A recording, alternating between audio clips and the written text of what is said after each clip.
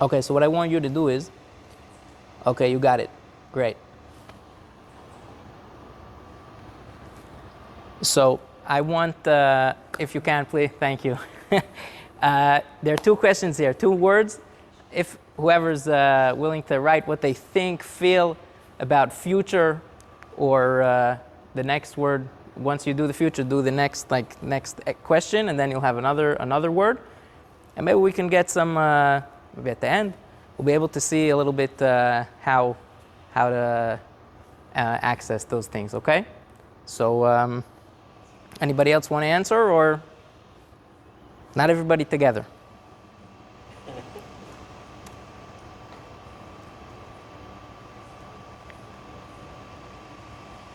Okay, so we have conscription, sushi, Mike. Energy, great. Okay, good. Next thing.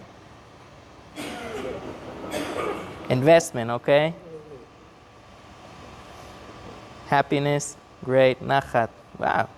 We have optimistic people in this room.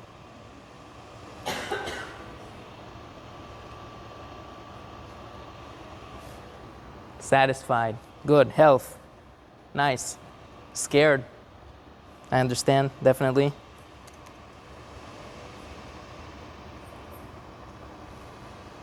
Where's my next word?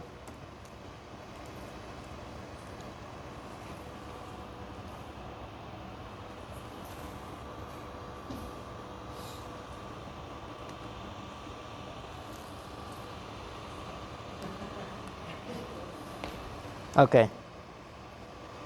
So the vote is going to close soon. Children, unknown. Nachat. Okay, so we have a lot of things here. And I prepared a short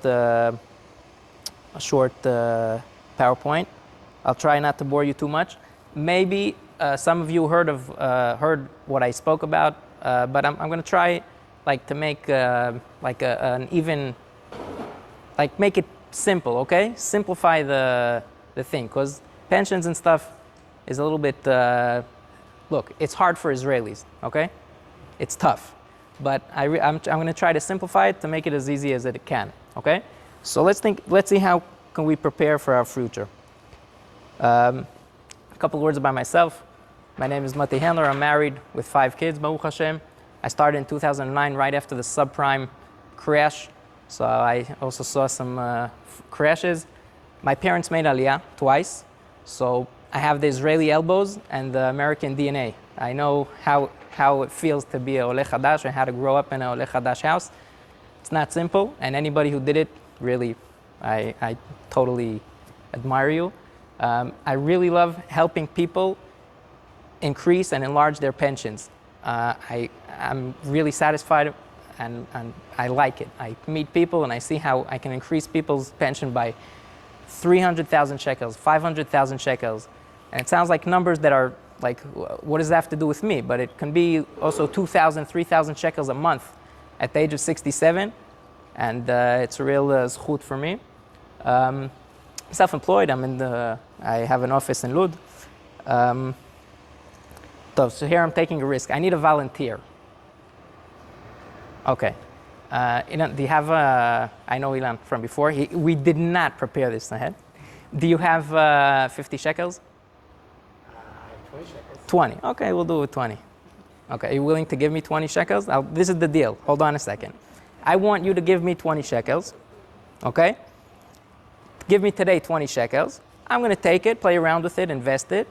In another 35 years, give or take, I'll give them back to you. I might give you 10. Most likely I'll give you like 100, 200, maybe 300, but it also might be 10 or 20. You want to take the deal? I'll do it. You'll do it? Absolutely. Wow. Give I trust you.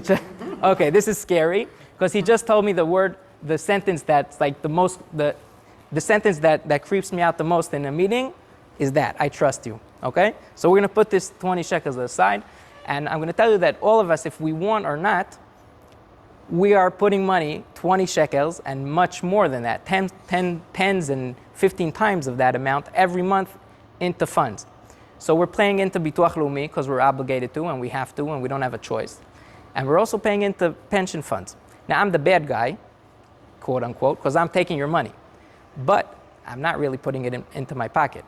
And the difference between Bituach Leumi and pension plans are that you have the choice what to do with the money. You can choose the company, you can choose the plan, you can choose what insurance coverages, if at all, you have in the plan. So it's not exactly like Bituach Leumi. It has advantages. But we need to know how to use these advantages and grow our money, and not just like throw it, put it away aside and say, okay, I'll meet you at the age of 67. Okay? By the way, if anybody has any questions, like in between or anything, feel free. Okay, so this is simple. How does it work? How does the pension work? How does the plan work? We contribute money into a plan, okay? Yael and her staff cuts it off our salary, and it goes into a pension plan. So we pay. Now, once we contribute the money into the plan, and then we pay, and out of the plan, we also have we have costs. So we have management fees. Each plan has a different management fee, and there's also insurance costs. After that, the money goes through, and it starts growing. How does it grow? It has gains, returns on investments, okay, yields. And then at the age of 67, God willing, we reached out to the company and we start collecting a monthly stipend. Now, one thing I wanted to say before I started is that everything we're discussing right now is nice, and we can plan from today till tomorrow or even later, but we need a lot of siyata dishmaya, okay? Not only because we're in Israel and everything shakes here, but because we can plan everything today and think, and then pitom we have COVID or other things, and we need to also remember that fundamental thing. Kol bezrat Hashem. Okay, so what's a pension plan? What's a pension plan? So I call it the good, the bad, and the ugly. It's a set of financial protections. Okay, it has 3 parts, and I'll talk about them. The good is the retirement. What are we going to live off at the age of 67? What are we going to live off? So we'll have Social Security, whoever's paying in. We'll have Bituach Leumi, and we'll have our private investments, and we have this pension plan. It's supposed to pay something out. So here's a short simulation. I don't know how much you guys can see, but I'll read what's important here, okay? So we have here, I took somebody like a generic, 30 years old with a 15,000 shekel salary, contributing every month, starting off with nothing, like starting off with 0 shekel. When he's going to reach the age of 67, he'll have almost 2.8 million shekels. It'll give him like 14,000 shekels pension. If we take this guy's brother, that's 40 already, starting with no money in the fund, with the same 15,000 shekel salary, putting in the same contribution, he's going to have almost 1.5 million shekels and 7,500 shekels a month. We're looking here at a difference of 1.3 million shekels in 10 years. Why is that? They're both putting the same amount of money, and it's only a difference of 10 years of not contributing into the plan. Anybody have an idea? Very good. Compound interest. That's exactly the answer, and it's like, if I think about it as a slope, like if I'm rolling a snowball, okay, and I have another kilometer of slope, so the ball is going to grow much more. It's the same thing with money. So it's totally that, compound interest. The money grows and grows and grows and grows. The more time we have for the money to grow, it'll grow more. Of course, also if we have heavier layer of snow on the snowball, so also then the ball is going to grow more and more. So we're talking about time and the rate of yield, okay? How much we're gaining on the money. So this is a time perspective. I actually made like do you guys see what's written here? Yeah? Okay, so I made a comparison here. The dark blue is a 30-year yield US bond. Okay, so I started, it's there from 1992 over there till today. you can see it did nothing. And this shaky line that lost a lot, we can see here it lost 9.1 in 2000. We can see it here. And then in 2001, it lost almost 12%, then 22%. It lost 37% in 2008. We can see the dip here. And minus 4% in 2018. So all of these dips, they're all here. This is the S&P 500. Disclaimer. I am not recommending anybody personally here to make any actions, okay? Use a professional to set your goals and to see how it fits in with your whole portfolio. If somebody, even if he's 60 and has high-risk investment somewhere else, and here he wants low-risk investment, that makes sense. If he's 30 and he wants a high risk in a different place and here low risk, that makes sense. Everything makes sense as long as it's thought of and like not just off the bat, okay? People have different goals, have different family status, have different preferences. People, if somebody tells me, look, I can put it in high risk, but I won't sleep well at night. Is it worth it? So here we have in 30 years, by the way, the average here of the S&P is 12% a year. I checked also since they started the S&P, that started as S&P 90 or 70, started in 1926, it's the same average, it's 12%. I ran out of room in the chart. So this is the difference. The S&P is up here 1,000% in 30 years. And the bonds, which are safe, right? And what's safer than a US bond for 30 years, right? Here it's at minus 79. And of course, there's inflation and everything, like we know, is going crazy. So we need to think not only of how to like not lose money, also how to gain money, and also that our money will be worthwhile and not just like, so we can still buy clothes, okay, or food and have with the money we have. So these are the two brothers we had, Johnny and Jonah. And Johnny, that started at 30 years old, before I did the comparison, with 4% here, okay? Now it's 6%, not the 12%. I don't want to go crazy, but with 6%, okay? So here, he's going to have, Johnny, the 30-year-old, is going to have 4.1 million. Before he had 2.8, okay? And 20,000 shekels a month instead of 14,000. And Jonah, his older brother, which had 1.5 million, will now have almost 2 million shekels. Okay? Which turns into 7,500 shekels a month, which turns into 10,000. So again, it's not coast to coast, but it does make a lot of sense in many cases to put it in higher risk, and then not wait till the last minute, like to, let's say if we retire at the age of 67, don't wait till the age of 66 and say, okay, hey, how's my money doing? Let's take it. Let's see what's going on. 5 or 10 years before, we need to look and see what's going on. If our money gained till now, what do we do now? If our money lost right till, like, we're 56 now, we're retiring at the age of 67. Anybody have an idea what to do with the money? Again, we're 10 years before retirement. Okay, the money just lost, let's say 2022. Is it another 20 years? 2042. And the money just crashed 18% from the beginning of the year. We have 5 or 10 years. We have 10 years till we retire. What are we going to do now with our pension plan? Any ideas? Exactly, patience. The reason people lose their money is because they switch or sell and buy at the wrong time, because they get scared and frightened, and then they say, wait, I'm losing, so I'm going to pull it out now to something with lower risk and wait. When am I going to go back to the high risk? After everything went rocket high and I'm still waiting. I'm waiting, wait, maybe it didn't go up yet enough, maybe it's still going to go down. That's how people lose money, okay?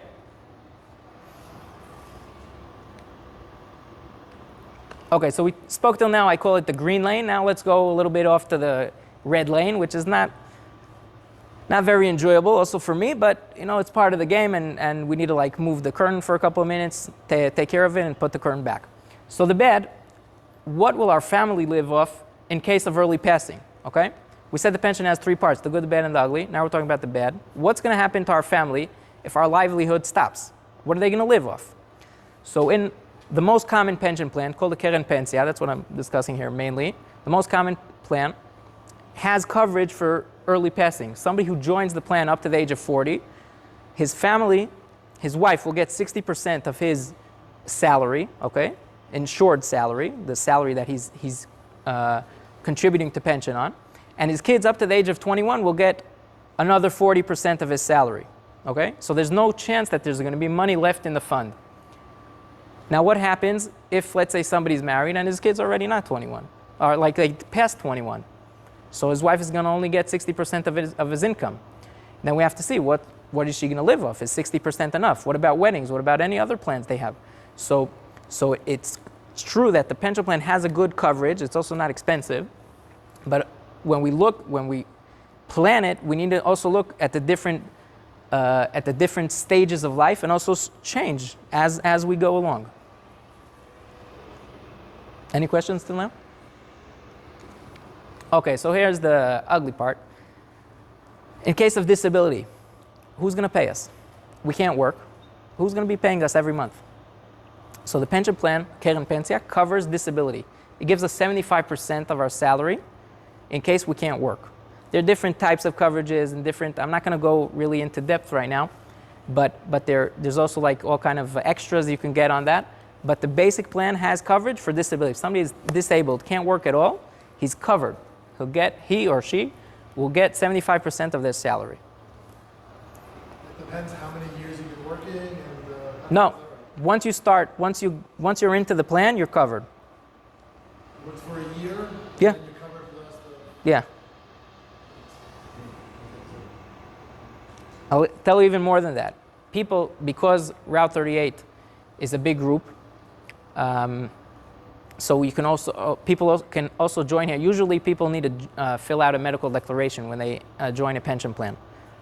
Here, it's a big group, and we can sign people up to a pension plan even without a medical declaration. And any pre-existing condition is covered after 5 years. Okay. Okay, so this is a little bit like, it's not in the pension plan, but it's important for you to know, and I'm not sure everybody knows about it, so I'm going to give you like 1 minute about medical coverage and how the medical system works here in Israel, okay? Because it's a little bit different than the States, or Chutz La'aretz. So on the bottom, on the base, everybody's covered through Kupat Cholim. We have a very, very good public medical system. It's good. It works. We needed vaccines, we got vaccines. Everything worked. Above that, most people, at least in this population, have extra Kupat Cholim coverage. Klalit Mushlam, Klalit Platinum, Maccabi Sheli, Magen Zahav, all of those things that you're not paying, that you're paying directly to the Kupat Cholim, because the regular Kupat Cholim you're paying through Bituach Leumi, through the Bituach Brut in your salary, okay, the deduction over there. So that's the extra coverage. That gives us all kind of extra stuff within Kupat Cholim. What do we need private medical insurance for? If Klalit is called Mushlam, so it's perfect, right? So in most cases, in the day-to-day, it's fine, it's great. I also work, I'm in Leumit, okay? But everything works, everything's fine. What happens in case of something special? If I need extra, not me, yeah, but if I need extra pregnancy tests, what happens if I have a client, he's sick, okay? He has cancer, he takes medicine every month. The insurance company pays 40,000 shekels to buy his medicine, okay? It's not covered with Kupat Cholim because it's out of the basket. Every year the government decides what's going to be in the basket and what won't, and it won't be covered. So that the insurance company pays for. Transplants, there aren't enough organs in Israel. What can we do? Surgeries in Chutz La'aretz. So Kupat Cholim is going to say, okay, we can do it here. I have a surgeon who did this exact operation 5 years ago. You don't want him to do surgery on your daughter? What are you, crazy? You're going to fly to Boston for that? Yes. So if I need to fly to Boston and I don't have insurance, I'm going to have to pay it out of pocket. I had a client like that. He went to Rav Firer. He said, look, Boston, that's the place. Yeah, he went. It cost him 800,000 shekels. So that's why we need the private coverage. The basic stuff costs for a family, like depends age, like between 40, 50, age of a family, could cost like 200 shekels a month. Nothing crazy. Above that, there's like extra stuff, like seeing specialists, MRIs, and like it's endless, okay? We can also get to like hundreds of shekels a month on medicine for a family. But again, these basic stuff are really the catastrophes, and they're really cheap to buy. I didn't want to like end up on a like a low key. So here we have a Keren Ishtalmut, okay? What's the idea of a Keren Ishtalmut? First of all, I told my wife, she didn't know. A Keren is like, from the shofar. So they used to fill up the Keren with money. That's why it's called the Keren Ishtalmut. Really? Anyway, so the idea is it's pre-tax. It's a contribution we're making into the fund, and it's pre-tax, meaning the money we're contributing into the Keren Ishtalmut, we're not paying income tax on when we're contributing it. That's number one benefit. After 6 years, we don't have to wait up to the age of 67. Starting after 6 years, we can pull out the money. We're not going to pay income tax on that money also then, meaning we have money that we're not paying income tax on. We're gaining money on it. We can decide what kind of risk we want to take on that money. We're gaining money, and then we're withdrawing the money without tax. What? There's a ceiling, right. There's a cap. It's up to 18,000 shekels a year of contribution. But it's still more than nothing, right? There's no cap on capital gains. There is. Is there a cap? Yeah. Capital gains, there is. Yeah. There's a cap there also. Yeah, it's the 18,000 a year of like. That's the contribution. Right, but it's also the capital gain tax. If you contribute, let's say 25,000, so on the delta, on the 7,000 above the 18,000, you're going to pay capital gain tax. So if you leave it in more than 6 years? No. After 6 years, no problem. As long as you put in the amount that's after 6 years, you can keep it in till retirement, no problem. Even after, as long as you contributed, as long as the amount is tax free when you contribute, it's fine. No, yeah. I've heard that for those of us who also pay American taxes, they tax. There's an opinion that they tax inheritance on money. Great question. I'm sorry I didn't bring it up before. I wanted to say that. Thank you very much, really. Most American CPAs are okay with this plan, at least the ones I spoke to or my clients spoke to.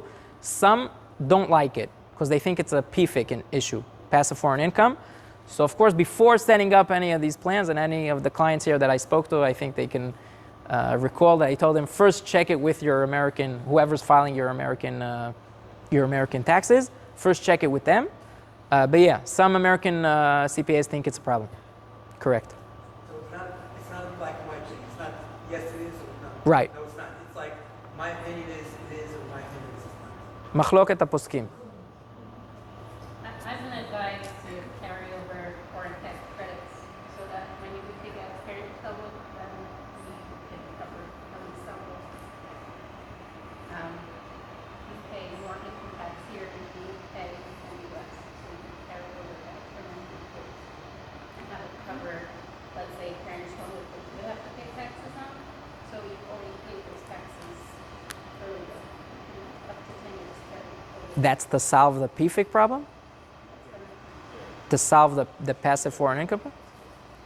Wow. Thank you. Okay. And it's not a problem when you withdraw the money? Or when you file every year? Because you pay more? Wow, thanks. Are you an American CPA? Can I sign you on that? No. Thank you. Thank you a lot. Thank you. Tov, so let's summarize. How can we play this whole thing smart? So, like we said, time is an important player. Some people don't have the time, okay? Not because we're older, okay? But the starter you begin, the better. Make sure you're covered for what you need. So if we have any plans, so they don't go fakakt if something comes up. And always adjust the risk level to your personal status. We don't want to lose on one hand. On the other hand, we don't want to be too safe because we're going to be in the blue dead line here on the bottom. Anybody have any questions? Yeah. Age 67 a forced retirement or? No. The reason I'm using 67, thank you, it's a good question. From the age, starting the age of 60, you could withdraw pension money and get it as a monthly stipend, as a kitzbah in Hebrew it's called, okay? Whether you're working or not? Or? Yeah, whether you're working or not. At the age of 67, there's a tax benefit. So you can withdraw and keep on getting like your regular salary, and up to like, depends how much if you withdrew pitzuim before, but if you didn't, you have like up to 5,000 shekels a month of pension money you can collect at the age of 67 that doesn't affect your regular income. So at the age of 67, to make this whole long answer short, at the age of 67 you have a tax benefit. Okay? From the age of 60 you can take it without a tax benefit. Whether you're working or not? Yeah, anyhow. When you leave Israel, I don't know of them, of Mas Achnasa encouraging anything like that, like giving any benefits. So you can withdraw the money before and pay the full tax, which is either the tax bracket or 35%, the higher between the both, which is usually the tax bracket. Other questions? And if the pension funds are insured by the Israeli government? Part of them, yes. The kranot. If the pension fund we invest in goes under, for whatever reason, how much of it's insured by the Israeli government? Only kranot pensia, and also the government wants to stop that also. But in the meantime, okay, as to the time we're speaking, pension funds, kranot pensia, 30% of their money is invested in guaranteed bonds by the government. 30% of that, but they divide it not like widespread. They usually give the more of that to the older people, so they have more stability. So the younger ones like can take the fluctuation. Okay. Are there any good resources in English that help decide where and how to invest in terms of pension plans? And because there's a whole slew of choices. Right. I didn't see. I don't know. Did you try Google? Like, no, but I didn't. No, I didn't see. I don't have. Look, I'm breaking my teeth, so I didn't write anything. I did lately. I wrote like an email that like if you want, I can send it over to you. That gives like the different options, summarized without like all the differences. But it's like a short English email, so it came out like this. So it's that gives like the different options. Give me your information afterwards. I'll be happy to send it over to you. And if you have any like one-on-one questions, so this is my phone number. And if anybody have more questions now that can interest anybody? Yeah. What's your name? Sorry. What? What's your name? That's the other. Are there any Asul Halacha plans for high-risk investments? Yes. Lately, the S&P 500, almost in all companies, has hechsher. And I guess this is a general question for anyone who hasn't answered. Does anyone know of somebody who can advise on investments and pensions, but also from the U.S. taxes side? Like, how do they work together? I think everyone's looking. It's a good question. I do have somebody who deals with investments and knows how to like issue a whole report for the filing. I don't know if he understands also American pensions, but I can hook you up and. Like if you want to make private investments, right? So how does that, and your taxation, yeah. Sorry, I don't. Okay, so this is my phone number. If anybody has any further questions, feel free, WhatsApp, phone call. I'll be glad. Thank you. Thank you. You're very cute, man. Thank you. I won't answer your question. I don't have an answer for you. I will tell you that I've been here long enough and people have asked about, is there a one-stop shop, do X, Y, and Z? And the answer is there probably is. And I would tell you to probably stay away from that one-stop shop because it may be easier for you and it may be more convenient for you, but in general, that one-stop shop doesn't do everything so well. They do everything mediocre. And when you speak to different professionals, you speak to Mati about Israeli investments, and you speak to an American advisor about American investments, and you speak to an accountant about to put them together, obviously you have to make sure they're communicating together, and that's the most important thing. But if you have 3 people or 4 people, whatever it is, that can do it all very well, you're much, much better off and you'll gain much more from that. So that's what I would advise. I also just want to make one more point about something that Mati said. It's very important that I know I get asked about a lot, and Yael gets asked about probably almost every single day.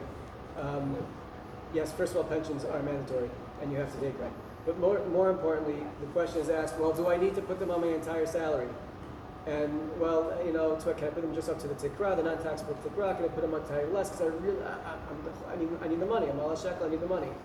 And obviously, if anyone here has asked that, we do try to work with you as much as possible. But the risk you are taking is significant. Because Mati said all the coverages that he mentioned, the insurance coverages and things that could chas v'shalom happen, if you decrease the base in which you are applying your pensions to, you're not covered for that. And you're taking a huge risk, not just for yourself, but for your family. So it's very, very important to think that through when you make those elections and think about that. And obviously the extra few hundred shekels now makes a big difference to you, but that could make a huge, huge difference down the line if you make a decision now. So should offset that with stuff like life insurance and things like that. No? Life insurance policies here also, which especially that are attached to your mortgage, also based on coverages. Again, I can't speak to that. There's nothing. You could. So you don't need it like money's lost, the pension's invested, and you're back anyway. Right. It's not lost. So I want to throw it out because I think it's important information that people ask all the time, and people should be knowledgeable about that. Thank you very much, Mati. As Mati said, Mati was very nervous about tonight because this is not his first language, and I think he did an amazing job. So again, thank you very much. I love it. Thank you. I just want to, we are trying, as people here know, to make this, at the very least, a quarterly event. We may branch out to different cities and different places. I think there's a lot to be gained here, and we're hoping, Bezrat Hashem, to grow this and build this and make this a major event. So please tell your friends about this, tell your family, tell your neighbors. This is a great opportunity for people to really learn, to meet different people, to engage with people, and to grow themselves. So please, Razy will be sending out information or questionnaires or other information in the coming days. Please answer her. Please send it out, and please let's build this and make this something big. And on that note, I'd like to give a big shout out to Razy, who really put this whole event together. Thank you very much.